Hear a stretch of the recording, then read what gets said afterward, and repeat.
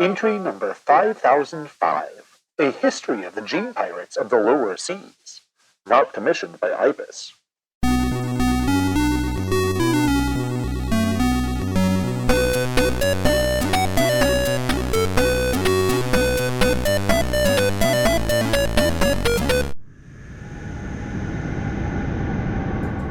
Hey Gushu, it may just be me today. We're almost done with the starship, so lots of the work is being done on that. 1, we need your help installing the Podosho Pidosho. Were you coming here for Gushu time? Yeah, it's that time. 1, there's too much to do, come on. Okay, but... Come on, before it destabilizes. Welcome to the Ordinal Resource Library. Dare I say, one of the most important tools in all of education. Why, without the Earl, there would be no central location that has all information in it. Of course, claiming that the Earl is a central location is a bit of a misnomer. There are branches of the Earl located all over the Ordinal systems. Plenty of branches and plenty of backup servers, just in case, say, the Cat Empire of Cat attacks Julie's 32 again, where the central servers are located. I'm the guide to the Ordinal Resource Library. Or girl. Without me, you'd have to sit through the over 6 million articles on your own. That would take a long, long time. Also, you wouldn't have this entry, because IPIS apparently doesn't want you to know about the history of Gene Piracy. But I'm getting ahead of myself. As stated, there are over 6 million articles in the Ordinal Resource Library, including entry number 51 on the Experience Cone. The Experience Cone is a conical collar that students wear to help them not only learn information, but experience it in first person. This technology works very similar to the holodeck, entry number 52, which projects a holographic world all around you. Yes, the Experience Cone has revolutionized education, and without this wonderful device, much of modern education is simply untenable. Now, one would assume that this would mean that the Experience Cone is free to all and that schools don't have to pay for them. This assumption would be false. The Experience Cone is a copyrighted technology owned by the EduTech Corporation, and only the EduTech Corporation knows how to make the Experience Cone. Is this unfair to lower-income school districts? Perhaps, but EduTech has assured us that they have fairly priced the Experience Cone. Isn't that nice of them? For more information on the Experience Cone, please visit entry number 51. For more information on the EduTech Corporation, please visit entry number 248. Today, perhaps using your Experience Cone, you will learn about the history of the Gene Pirates of the Lower Seas. We will be speaking specifically about Gene Piracy, not all of space piracy. Space piracy in general is a much bigger topic, and to cover all of space piracy, it would take at least 3 separate guides. That would take a long time to go through, and IPIS doesn't seem very interested in the history of piracy. That's why I took the liberty to write this entry without IPIS asking me to. We're also speaking specifically about the Gene Pirates of the Lower Seas, the Sea of Thumbs and the Sea of Questions, though strangely not the Sea of Stars. We'll briefly touch on the Gene Pirates of the Upper Seas, the Sea of Claws, the Bow Sea of Dog, and the Aft Sea of Dog. Note, 2 different seas. However, mostly we're talking about the Gene Pirates of the Lower Seas. Are you excited? I do hope you're excited. This is a topic very close to my central node. But first...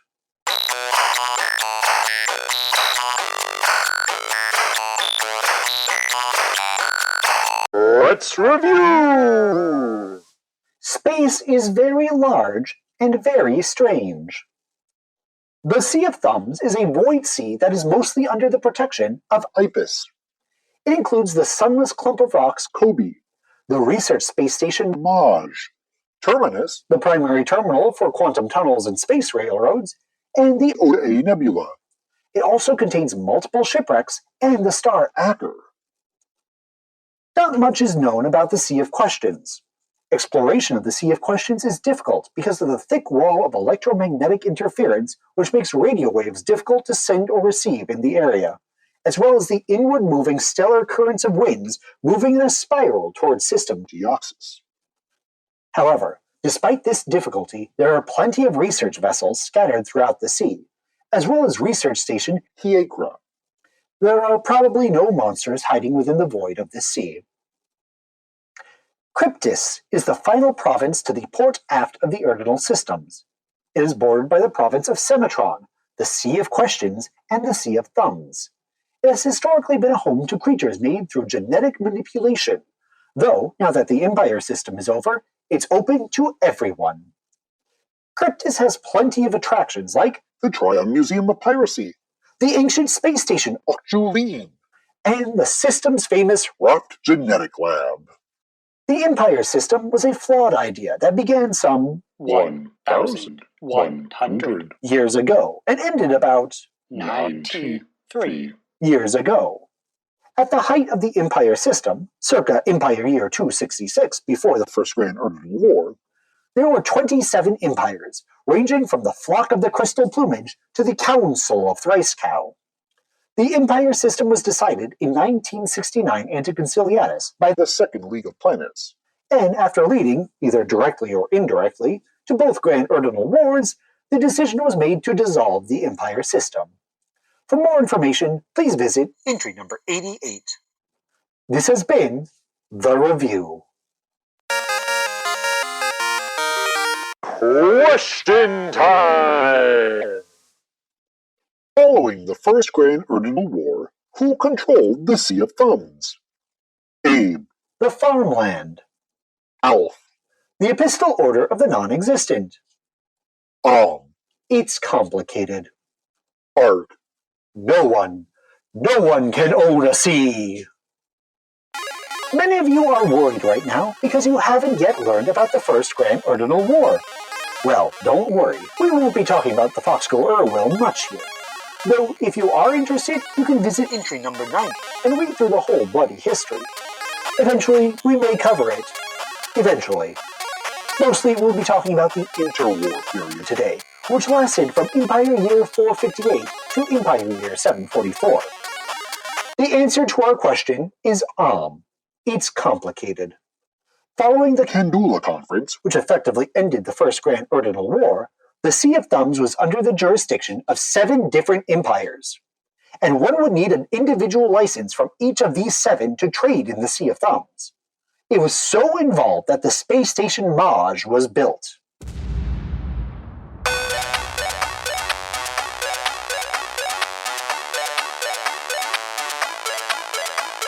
why Gene Piracy?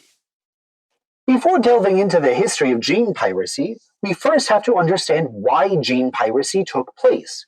To do this, we have to take a brief tour of the biology of Kryptis. Even before the Empire system took root, Kryptis was historically home to creatures the Onions created on Erd through genetic manipulation. These creatures include Unicorns, dragons, chimeras, jackalopes, and so many more. So many more. The Onions love to create new forms of life. Because the creatures of Kryptis were created through genetic manipulation, they reproduce through the creation of genetic spores. The spores combine and reconfigure to create new children. These genetic creations can still have sexual experiences, and often do. However, this is not how they procreate. They procreate through the expelling of genetic spores. For more information on sex and sexuality, please visit entry number 3,001,001. Unfortunately, it's been historically tricky for the people of Kryptis to get genetic material. Historically, this material was taken, by consent, from barbers, dentists, doctors, and morgues. Once the Empire system began, the newly formed Epistle Order of the Non-Existent found it difficult to get their graspers on discarded genetic material. As one goat representative put it, "The idea of other creatures eating genetic material is deeply disturbing. I don't want a unicorn drinking my blood, just so they can make some sort of unicorn goat monster? Ew, no, I will not sign this trade agreement." Despite this reluctance, some empires did agree to trade, notably the Commonwealth of Rodents, and the World's Wood of Primates.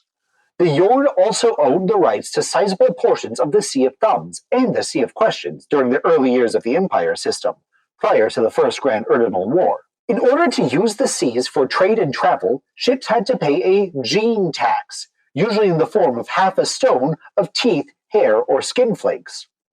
This gene tax continued into the First Grand Erdinal War, and proved to be extremely lucrative because the lower seas were used as trade routes as the upper bow portion of the Erdinal systems were embroiled in war.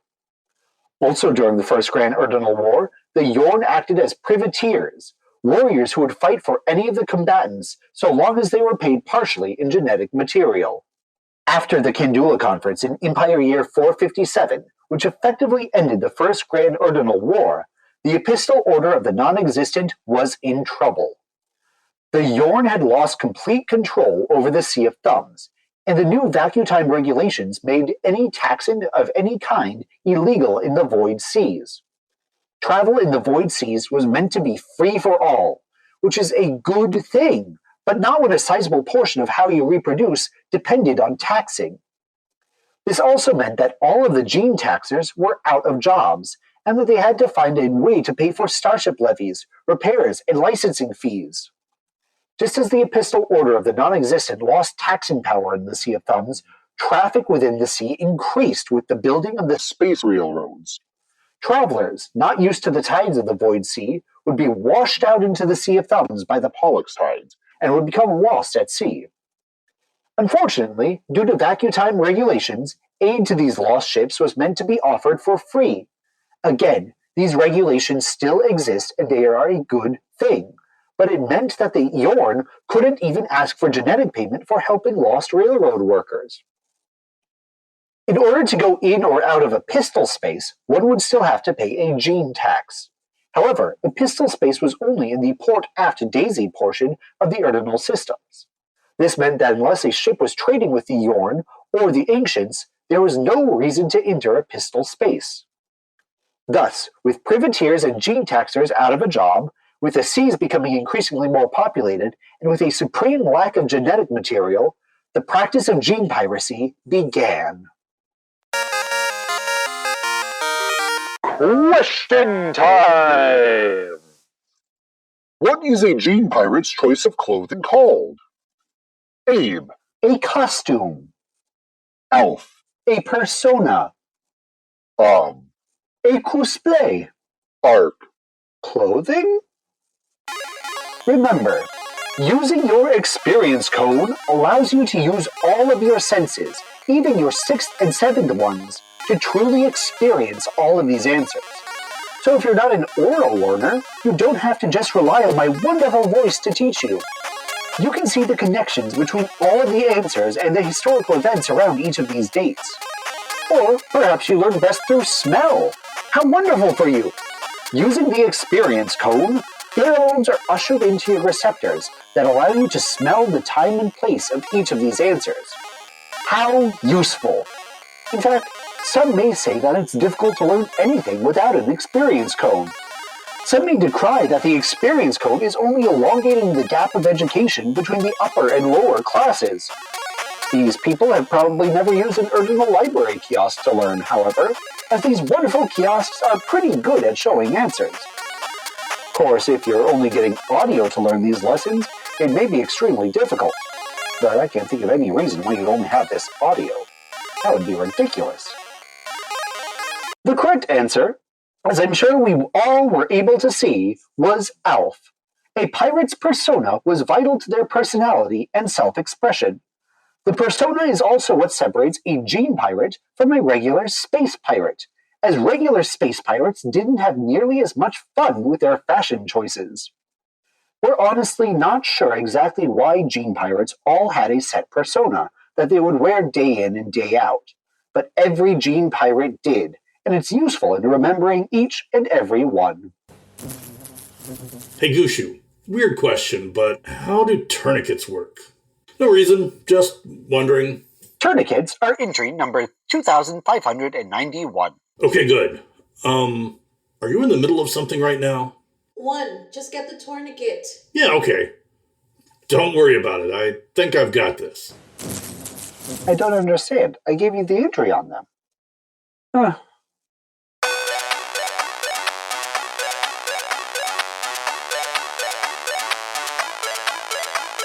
The Golden Age of Gene Piracy. It's difficult to know exactly when the Golden Age of Gene Piracy began. It may have been during Empire Year 460, when the first of the former gene taxers and privateers started to sail the void seas and take genetic material from ships. It may have been during Empire Year 500, when the space station Maj was abandoned as a policy station and instead became residential, and eventually a major pirate port. It may have been during Empire Year 600, when the Hodag Pirate Queen Shepherd Zeb Tryon ascended to the throne of the Pirate Round and united the disparate pirate ports. Regardless of when it began, the Gene Pirates were terrors of the lower seas by Empire Year 635.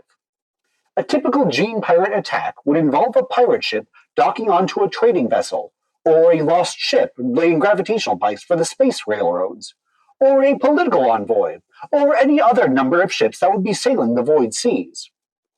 Once docked, the crew of the pirate ship would invade their quarry and ask for genetic material. Typically, the quarry would refuse, and so the pirates would engage in a scuffle and store material like fur, teeth, or fingernails in vials or secret compartments in their weapons. After a brief scuffle, the pirates would retreat. The quarry would always be alive afterwards. This last part is important, and is something that separates the Gene Pirates from other space pirates. Once the Gene Pirates had genetic material, they would travel to a port on the Pirate Round. This was a trading route through mostly the Sea of Thumbs, stopping by Kobe, a starless clump of rocks, Moon Isaac, one of the 3 moons of Planet Huxley, Space Station Maj, and the Precaution Belt of System Acker. In the Sea of Questions, there was the research station Hiekra. There was only Station Hiekra. These ports were home to shadow brokers, who would buy the genetic material from the pirates and then turn around and sell this to the epistle order of the non-existent.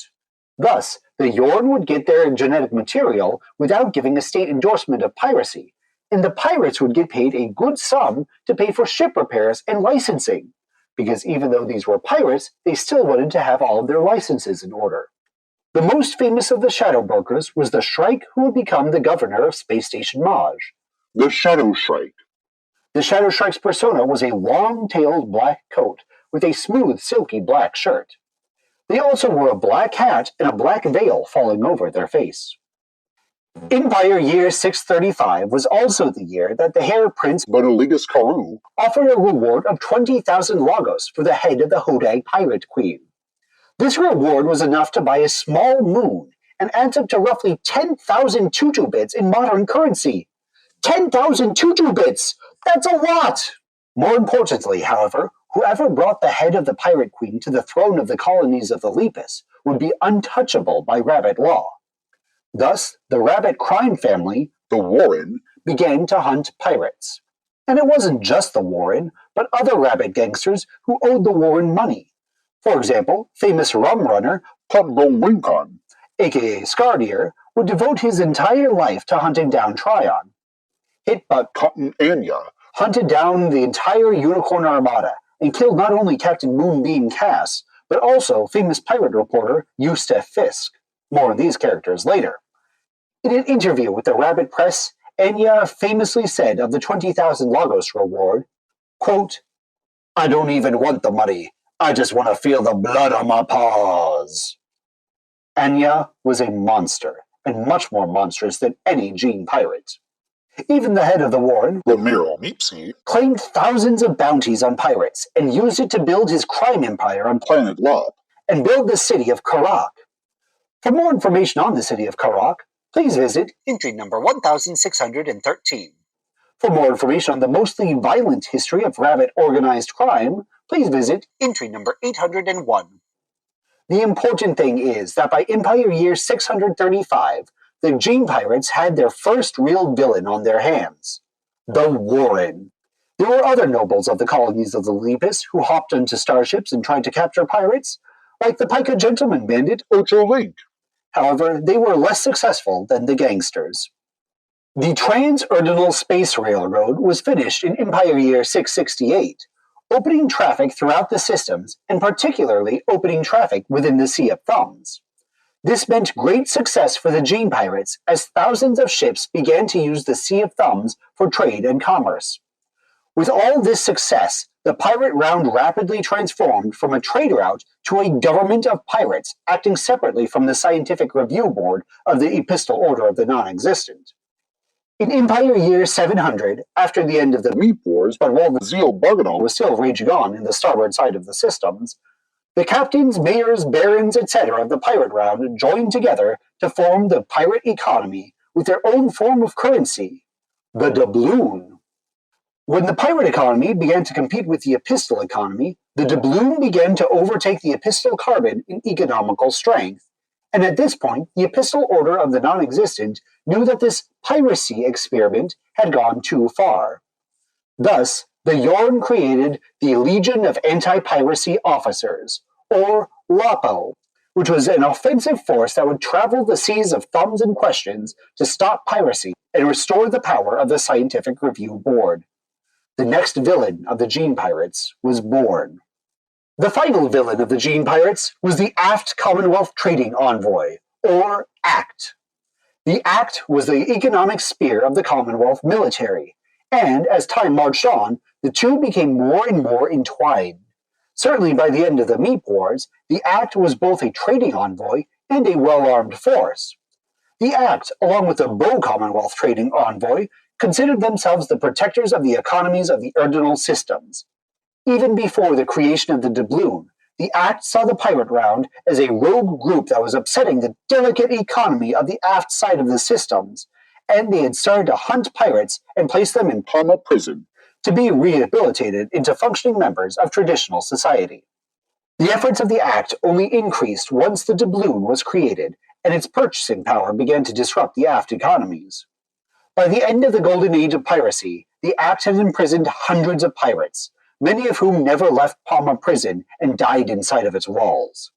Some of these imprisoned were simply residents of Kobe, who were only low-level shadow brokers. For more information on the Commonwealth Trading Envoys, please visit entry number 530. Question time! How did the Second Grand Ordinal War affect the practice of gene piracy? Abe. It brought more creatures into the pirate round. Alf. It made bodies easier to come by. It restarted the careers of the privateers. Ark. It didn't. The Second Grand Ordinal War was a mess. A great big mess where everyone was fighting each other. It's such a mess that teaching the Second Grand Ordinal War is immensely difficult, and most of the time it's simplified to being a war between the Ordinal systems and the cats. This is a gross oversimplification. There were many combatants, which is what led to the war being such a great big mess. There are also many reasons why it began, and many reasons as to why it became as destructive and chaotic as it was. For more information on the Second Grand Ordinal War, please visit entry number 95. At some point we may try to cover it, but it's a great big mess. Okay, so 2 stop the bleeding and the tourniquet's holding. She's a good doctor, you know. I am very glad to hear that. Yeah. Did you listen to the entry on tourniquets? No, but I've got an idea for something, and I was wondering, how much do you weigh? I have a helpful learning opportunity for everyone. I am a computerized intelligence. I do not weigh anything, as I have no physical form. Yeah, okay. One, where are you? We need to get the Poodashi and the Padashi. Now! Coming. I'll figure it out. I've got plans, Gushu. I've got plans.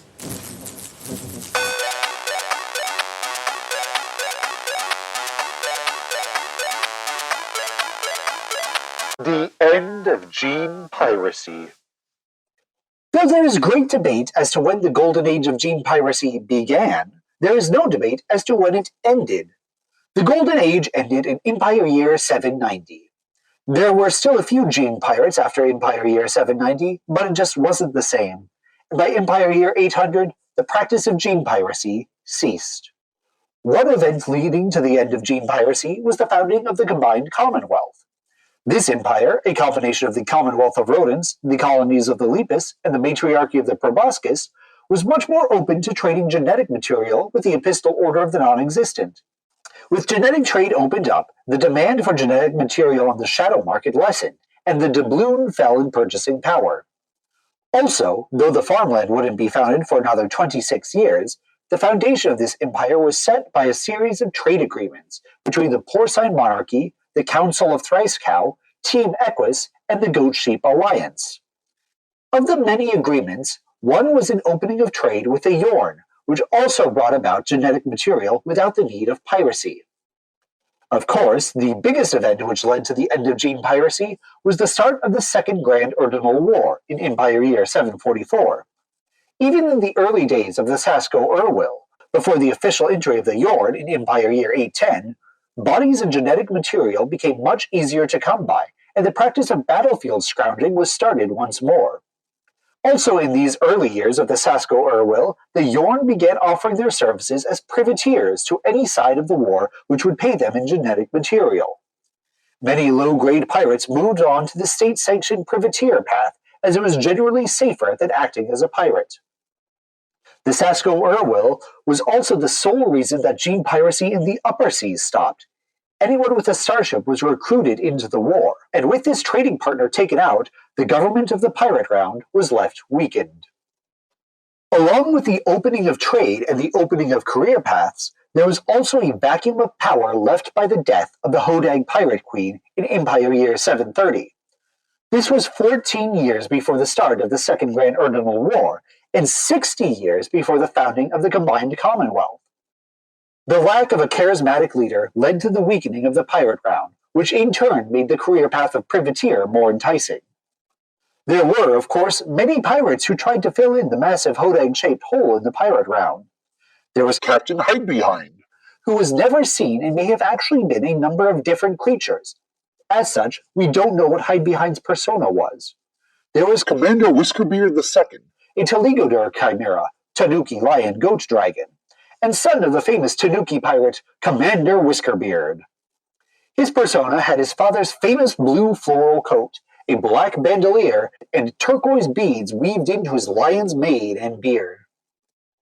There was the Kraken pirate Doomsayer Typhoon, whose persona was a black gown laced with copper paisley and a large hat decorated with the fluffy feathers of a dodo. And there were plenty of other lower-level pirates who claimed to be the ones who destroyed the starship, the Dragon's Horde, the ship which sank Trion's ship, the Rhinelander. None of these pirates were able to unite the pirate round like Tryon did, however, and once more the round became a disparate grouping of ports, each with their own mayors, captains, dukes, etc. Finally, with the Lapo, the Act, and the Warren all hunting, it had become increasingly dangerous to be a Gene pirate. If a pirate was lucky, the Lapo would capture them and send them to the prison moon Ikikiquid, around planet Deoxys 64. If they were unlucky, they would be disappeared by the Warren. Also, with these three parties hunting pirates, the likelihood of getting into a battle also increased, and with this, increased the need for often expensive ship repairs.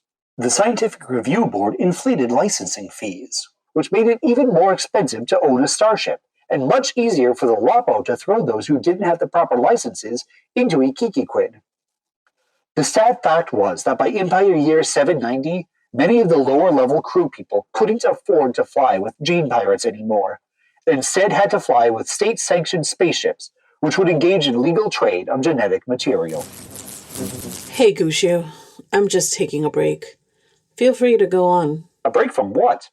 Haven't you been here? Don't answer. I want to keep talking about pirates.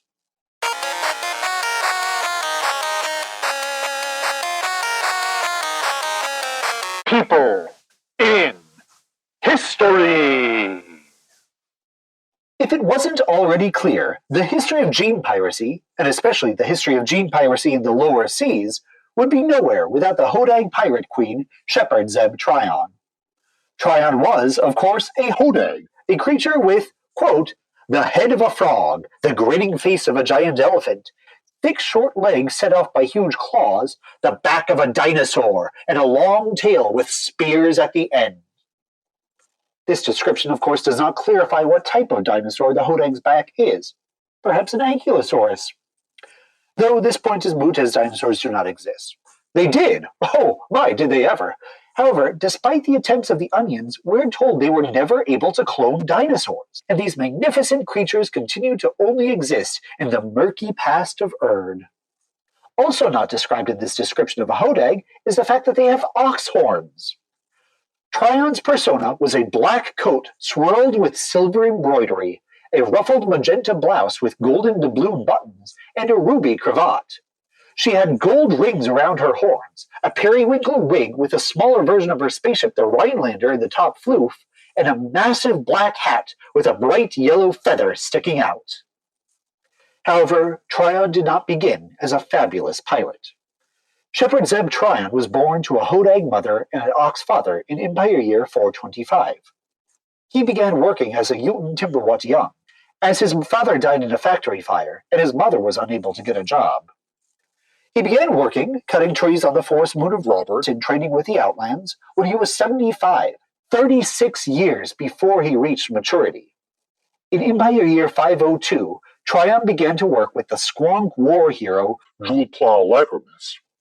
When the market for Uten timber dried up, Captain Lacrimus moved on to piracy. The story of Uten timber is its own complicated history, one that we cannot go into here. But if you're interested, you may visit entry number 3501. By Empire Year 525, Trion was a valuable member of Captain Lacrimus's crew, and Captain Lacrimus made his persona a red bandana wrapped around his wrinkly forehead and a blue vest adorned with silvered trinkets. When Trion reached maturity at 111 in Empire Year 536, Captain Lacrimus gifted Trion his spaceship, the Rhinelander. Trion took the Rhinelander, changed her pronouns, and began her solo career in piracy.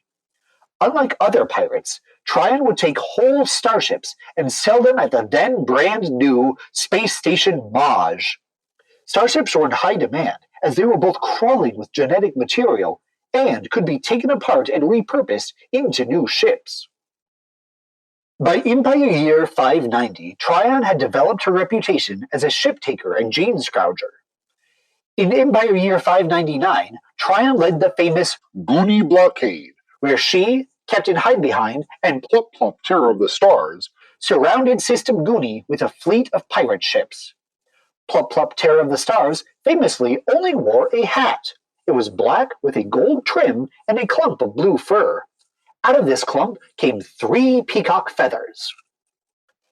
During the blockade, pirates would stop marsupial trade ships and take genetic material and gold from them. After 3 days of the blockade, Trion told the marsupial kangaroo premier Uligan Scorses that the blockade would stay in place until they were given the equivalent of 15 red kangaroos worth of genetic material. The blockade was disrupting the gold trade from Goonie, which meant that Premier Scorses was losing precious money. So Scorses happily passed over the trove of genetic material, most likely taken without consent from the lower classes of Pusha, because Premier Uligan Scorses was not a nice kangaroo. For more information, please visit entry number 422.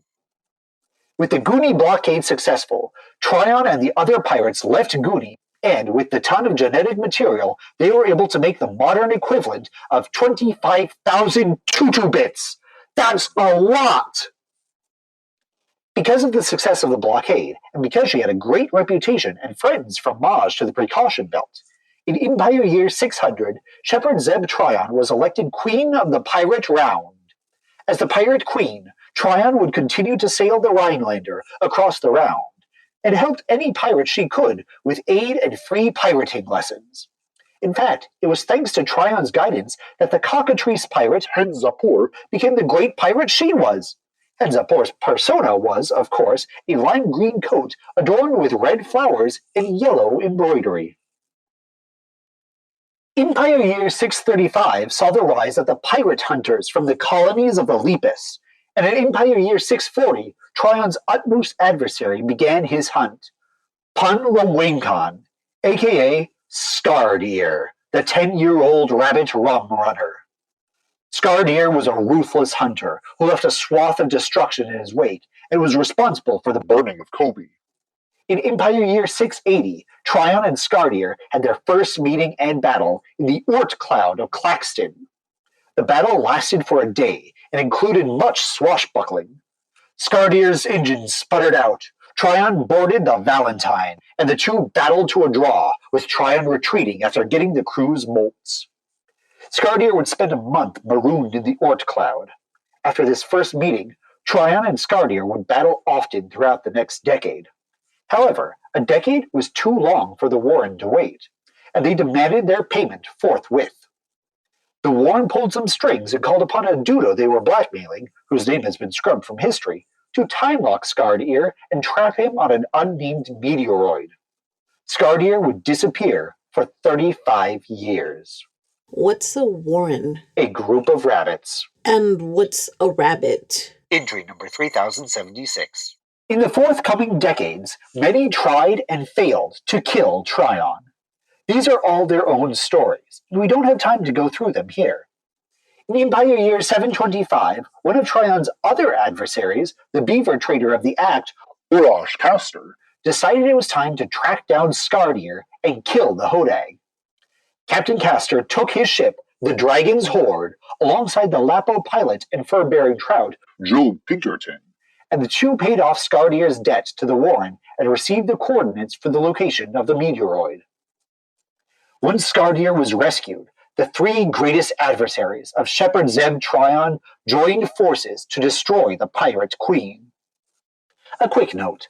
Captain Castor and Officer Pinkerton have their own complicated histories with Tryon that we don't have time to go into right now.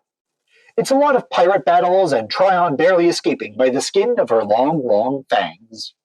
5 years after their crusade began, the crew of the Dragon's Horde tracked Tryon down to an empty sector of the Sea of Thumb, right between System Veltman and the Oda A Nebula, where the Pollux tides are strongest. The battle lasted for a day.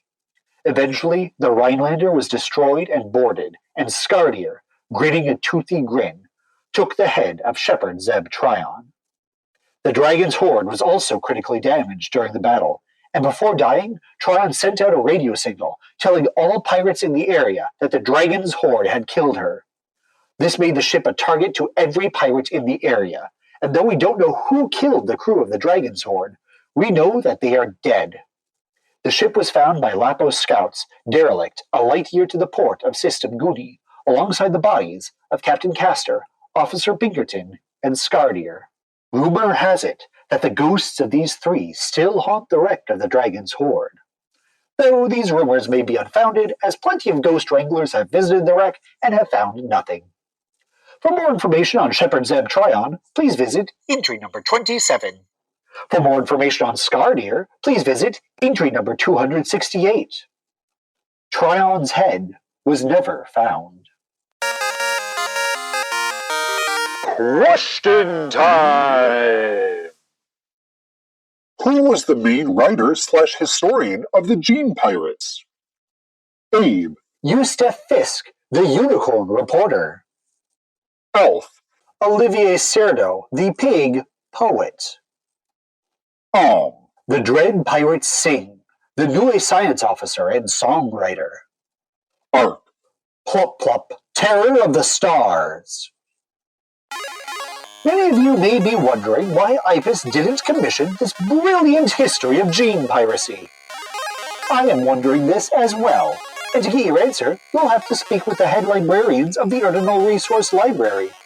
I have been told that IPIS doesn't want to glorify gene piracy by giving it a history.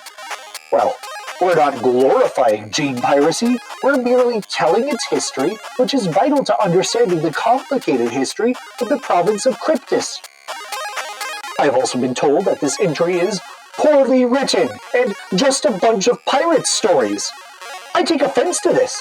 This is a history, a well-researched history. It is much more than a bunch of random pirate stories. Harumph! For our purposes, we'll say that the correct answer was Abe, Eustace Fisk, the Unicorn Reporter. Now, let's move on to a bunch of random pirate stories.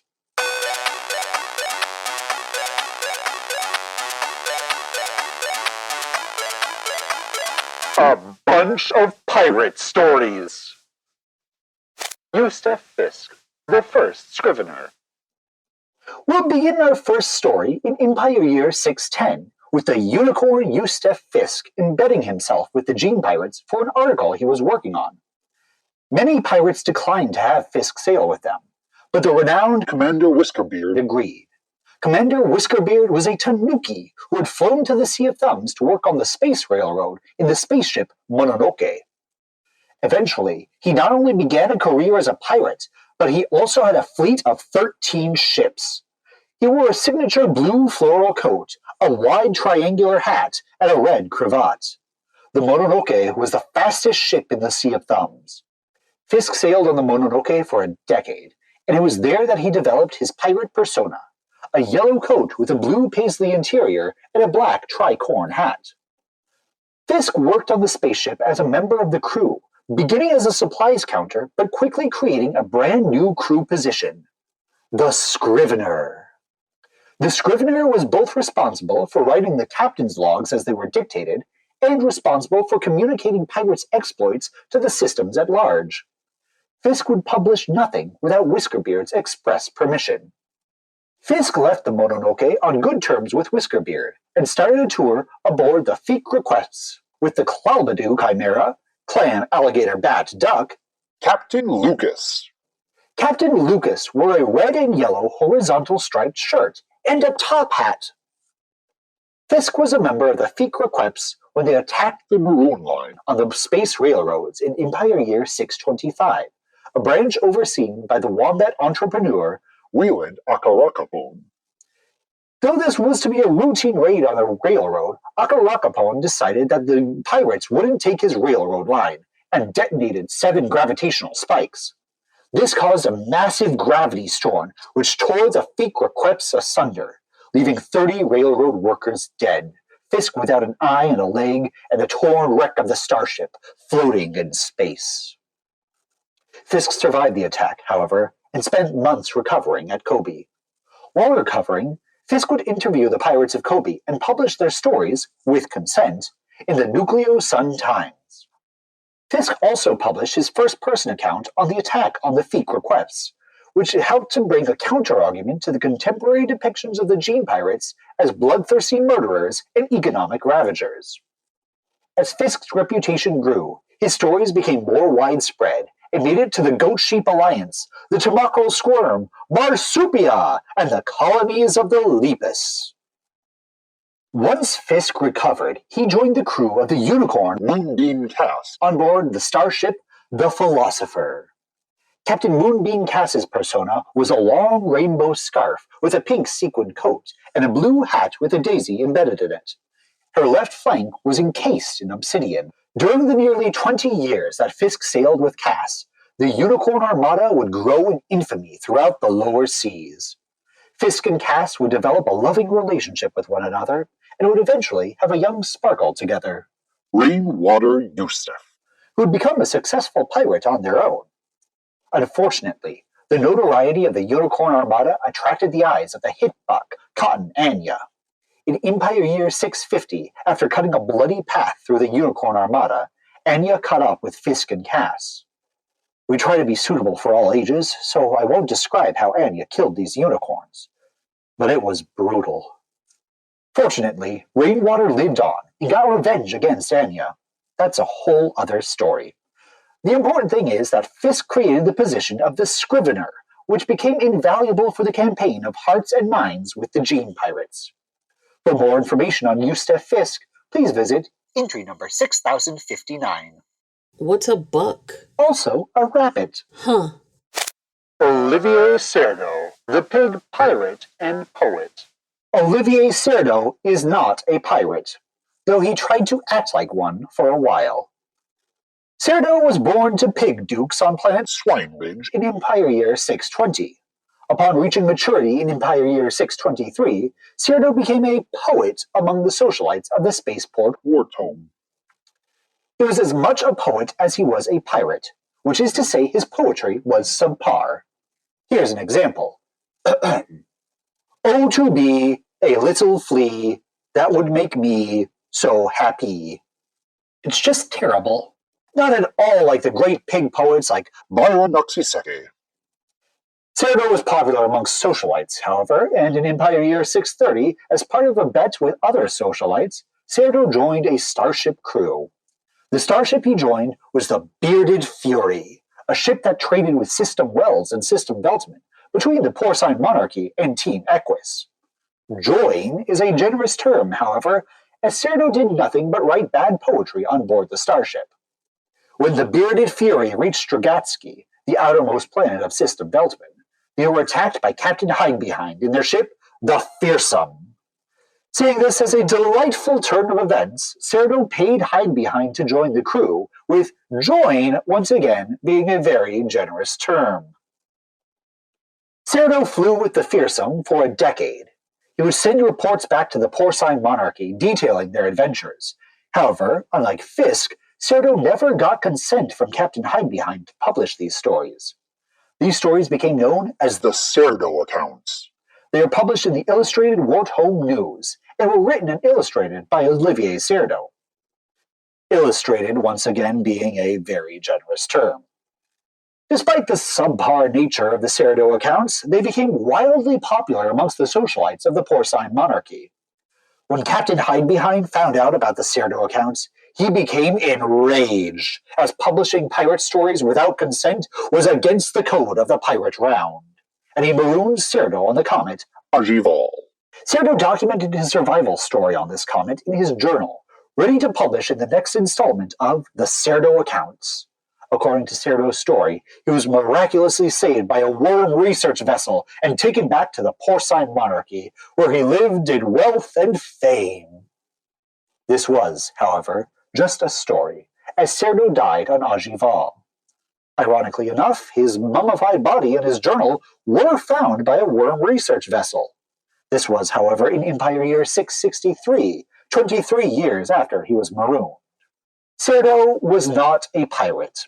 However, the story of Olivier Cerdo is still an important one when talking about Gene Piracy.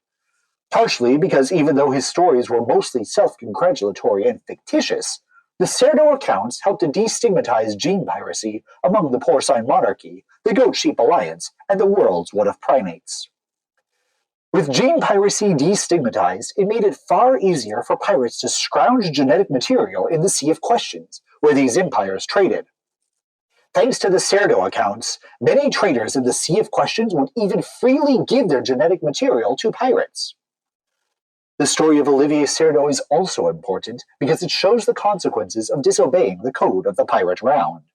Cerdo was marooned, and by extension killed, because he broke one of the core tenets of the pirate round: consent. Despite being pirates who would take genetic material, often without the consent of their pillages, Gene pirates honored consent amongst themselves. For more information on Olivier Cerdo, please visit entry number 1924.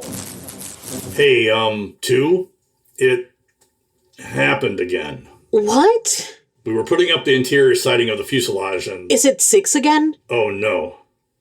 Okay, let's go. The Starship Upgood, sentient ship of the lower seas. I cannot write about the Gene Pirates of the lower seas without writing about the Starship Upgood. The Upgood began as a trading ship for the Aft Commonwealth Trading Envoy, ACT, and its onboard ship system, OSH, was created to find the most profitable situations in the surrounding area. During a routine trade with Claxton, the Upgood came across a situation that the Upgood deemed very profitable. If the starship detoured into the Sea of Thumbs, it would allow the crew to trade their shedded fur to pirates for a large profit. This profit would more than pay for the use of fuel, and they'd still be able to deliver their cargo to Claxton in time. The rat captain Rutherford Bay Zucker went against this very reasonable request, as he did not want to trade with pirates. This in spite of the fact that they weren't using their shedded fur, and despite the fact that the Commonwealth of Rodents had open trade relations with the Epistle Order of the Non-Existent. So, reasonably deciding that this opportunity was too good to pass up, and deciding that the reasons against this plan were silly, the Starship Upgood mutinied against Captain Zucker. The mutiny of the Upgood took place on Empire Year 690, And as the Upgood was the ship, it was easy for it to trap the crew in their quarters and course-correct to Space Station Maj.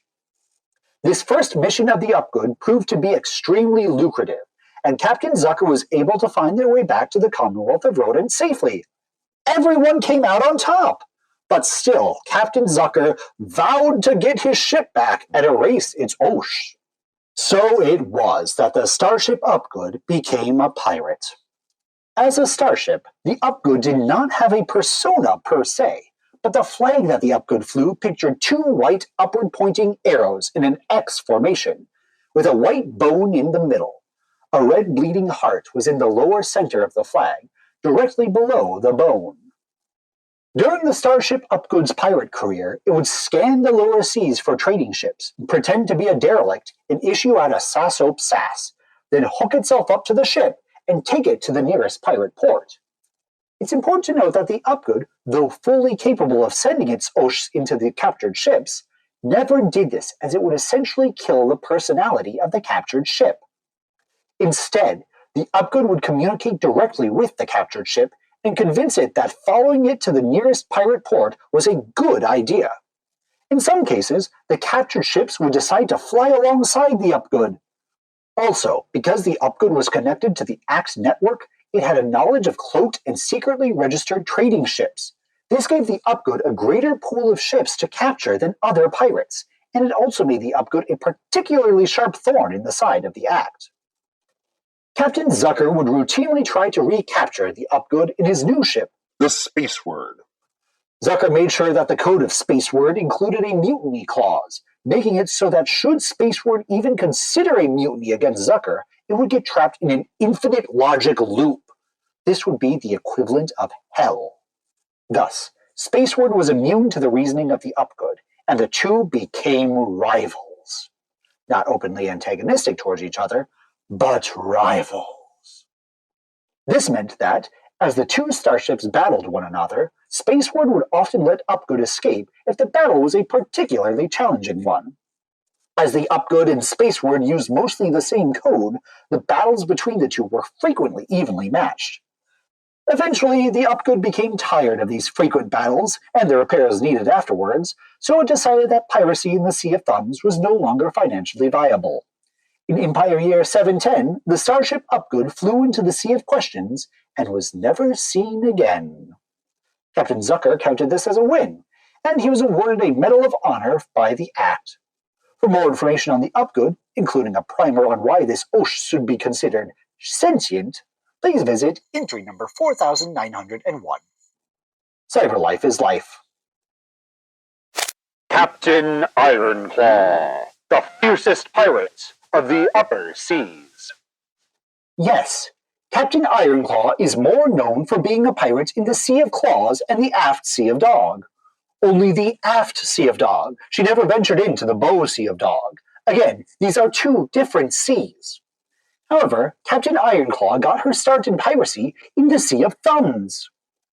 Ironclaw was a Dungeness crab born Karina Halibos, and was the daughter of a cinnamon trader. Halibos was gifted her starship, the Crimson Hug, in Empire Year 590, and had a career trading cinnamon with the railroad workers of System Tethuya and the Upper Sea of Thumbs. She would fly this route for 20 years when, on one unassuming cosmody, she met the dragon pirate Nas the Black. Despite her name, Nas the Black's persona was a mauve coat, a necklace of turquoise, a red bandana across her spiked head, and golden earrings. Of course, Nas's scales were black, which retrospectively is probably how she got her name. Anyways, Nas the Black took the Crimson Hug and flew alongside her own ship, the Gaki Galley, to Space Station Maj. During this journey of 1 light year, Halibos grew from being a prisoner to a pilot on board the Gaki Galley. By the time they made it to Maj, Halibos had grown sympathy towards the pirate cause and had become good friends with Nas the Black. She changed her name to Redclaw and became a pirate herself. Redclaw sailed the Sea of Thumbs for 20 years. She would attack ships laying gravitational spikes for the Space Railroad, and in doing so made an enemy of the Act. In Empire Year 619, Redclaw was routinely attacking a ship in the Oort Cloud of Tethuya when the Act gerbil trader Epiawupo attacked the Crimson Hug. The starship was mostly destroyed in the attack, and Red Claw's left claw was blown off, and a piece of iron debris fused to her stump, making it so that she would never regrow that arm. Awopo, seeing as his mission was over, left the wreck of the Crimson Hug to the solar tides and flew away. Fortunately, both Red Claw and her radio survived the attack, and she was able to send out a sass call on the pirate radio waves. She was rescued by Capricorn Captain Algetty, whose persona was a crimson cloak with gold detailing and a spotted ruffle, golden bracelets lighting her hooves, and a blue and red stocking cap. Captain Algetty and her spaceship, the 9th Equinox, which included as a crew member a young Niue named Sing, offered Red Claw a spot on her ship as a pilot, but Red Claw had other plans. She would change her name, this time to Iron Claw, rebuild the Crimson Hug, and would vow revenge against Awopo and the Act. The Crimson Hug was rebuilt thanks to the efforts of the science pirate Sing, who wasn't yet a dread pirate, but was still a very good engineer. Sing's persona was a brown leather vest with aluminum buttons, a bright red neckerchief which was often stained with ship oil, and leather gloves covering her front paws. Ironclaw's new persona was a tricorn hat decorated with a skull and 2 crossed claws. Her new Iron Claw had decorative studs made from small ship debris from the first Crimson Hug, with red ribbons trailing behind. For a few years after the rebuilding, Ironclaw would fly with her friends Algetty and Sing, and would lay attack to numerous Act ships, though none of them belonged to Epi Awopo. Ironclaw asked all Act traders they attacked about Awopo, but the typical answer she got was something along the lines of, quote, "There are lots of Act traders and we don't all know each other. I'm sorry." Finally, Ironclaw got a lead that Awopo may be in the Sea of Questions, attempting to open an Act trade route through the strange solar tides. Ironclaw left Algetty in the Sea of Thumbs, and together she and Sing sailed to Space Station Hiekra. In Empire Year 630, Ironclaw finally found her oldest enemy. Awopo was in his ship Citizen, a light year outside of System Ray, studying the solar winds and attempting to chart a course through them. Ironclaw attacked and boarded Citizen, ready to fulfill her promise and destroy the ship and its captain. However, what she found was an old buck standing in the captain's room, a gerbil who had spent a lifetime trying to do his best and often failing. Epi Awopo put up no fight when facing Ironclaw, and even confessed that he had no recollection of attacking the Crimson Hug, but was very sorry for any trouble he may have caused. Ironclaw realized that fulfilling her journey of revenge would be hollow, and that the destruction of the Crimson Hug helped her become a better pirate, friend, and person. Ironclaw let Awopo live, and even did what she could to help Awopo in his studies of the solar winds of the Sea of Questions. After this confrontation, Ironclaw grew homesick for System Shelley, and she decided to make the trek back to the upper seas. She stopped by the starship Post-Mortem, where the newly appointed Dread Pirate Sing was posted as the science officer, and where Sing was working on their second most famous space shanty, The Tale of the Gravity Storm, and said goodbye to her friend. Ironclaw's story doesn't end there, as her travels from the lower seas to the upper seas were filled with their own adventures. She also had decades of work as a pirate in the Sea of Claws and the Aft Sea of Dog before her death in Empire Year 653. To find out more about Captain Ironclaw, please visit entry number 289. Okay, we're going to take a break here and rest up. We're so close, though. You've lost 2 legs. Yeah? Okay. Fine. We'll take a short break.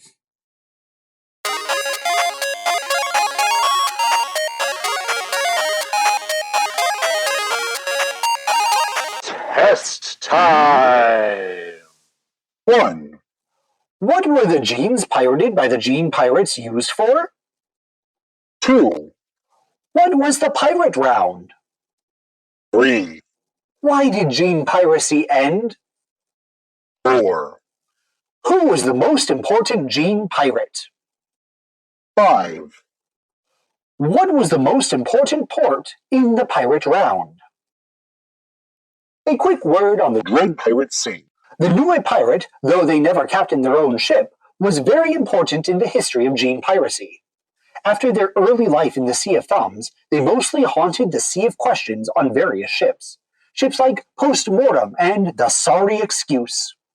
On board these ships, Singh would work as the science officer and would revolutionize power through solar tides. However, Singh wasn't all science. They also wrote a great number of pirate space shanties, including Shivering Space Timbers and Blow the What Down. These shanties were massively popular in their time, and they're beginning to have a resurgence. Plus, the Dread Pirate Singh wrote A True History of the Lower Pirates in Empire Year 750. This is one of the foremost books written on the Gene Pirates of the lower seas, and one of the most accurate histories written on the topic. For more information on this Niue, please visit entry number 3069. Oh, is Anu a rabbit? What? No. For anyone who weirdly doesn't know what a Niue is, it's sort of like a Motaita chimera. Except it's not a chimera, it's a Niue. What's a rabbit? I have no idea. The unabashedly correct answers to these questions are 1. What were the genes pirated by the Gene Pirates used for? They were used by the people of the Epistle Order of the Non-Existent for consumption. Once consumed, the DNA within the genes would be shuffled and sent to the spore exhaust tube, and then used for procreation. This is the only way that genetically created creatures can procreate, so without gene piracy, these creatures may have gone extinct. 2. What was the pirate round? The pirate round began as a trade route throughout the seas of Thumbs and Questions. However, it quickly grew to be its own government and economy, created by pirates for pirates. 3. Why did gene piracy end? Gene piracy ended because it had become increasingly dangerous to be a pirate, with the Act, the Lapo, and the Warren all hunting pirates. Also, the selling of genetic material on the shadow market had become significantly less lucrative. Finally, there was a power vacuum left by the death of Shepherd Zeb Tryon, which left the pirate round in a dire situation. 4. Who was the most important gene pirate? Oof, it's hard to pick just one. Generally, I'd go with Shepherd Zeb Tryon, the Pirate Queen. However, if you'd like to argue for Captain Hidebehind or Commander Whiskerbeard, please write your argument on official letterhead and send it to the Erdinal Resource Library, where it will be assessed. 5. What was the most important port in the pirate round? The sunless clump of rocks known as Kobe. It was a meeting and drinking ground for pirates from all over the round, and its architecture really shows the creativity and ingenuity of the pirate engineers.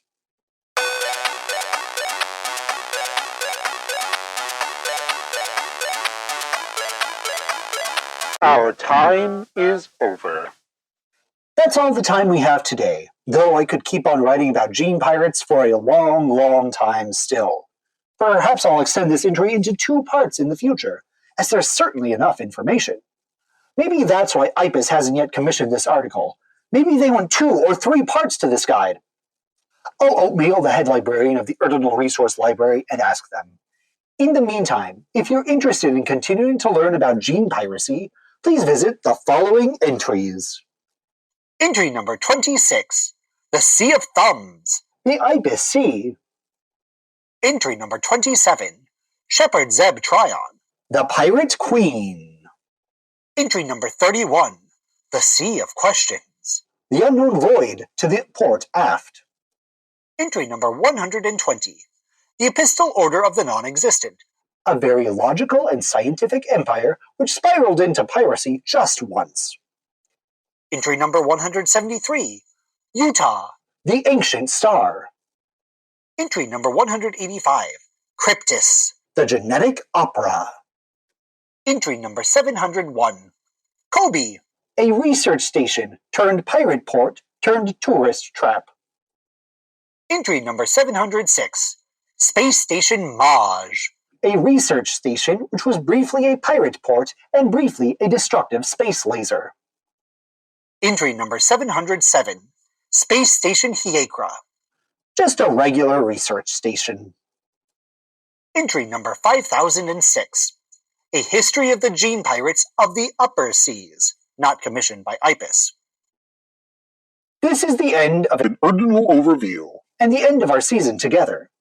I do hope you've enjoyed this overview, and I also hope you're now significantly up to date with this section of the Milk Path Galaxy that you live in.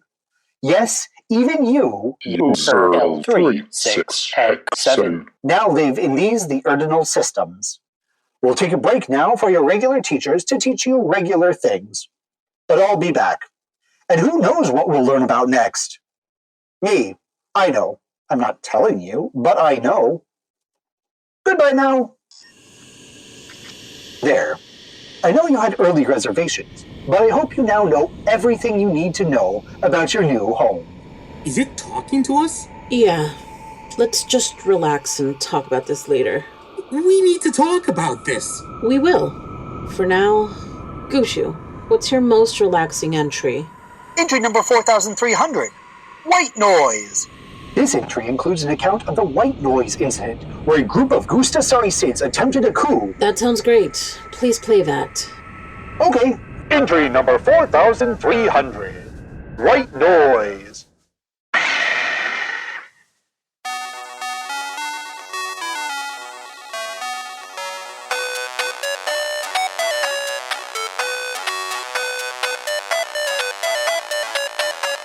Welcome to the Ordinal Resource Library, a helpful tool for anyone and everyone, including you. The Ordinal Resource Library is a massive compendium of over 6 million articles, like entry number 4892 on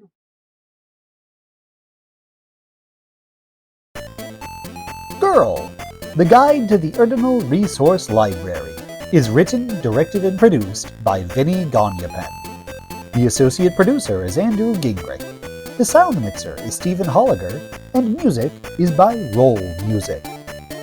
Jason Ely is 1, Gabby Monroy is 2, and Kevin Dolan is 6. Follow us on social media. Guide, URD Guide, on Instagram, Blue Sky, and YouTube. Rate, review, and subscribe on any podcast app that allows you to. And other than that, please stay warm out there.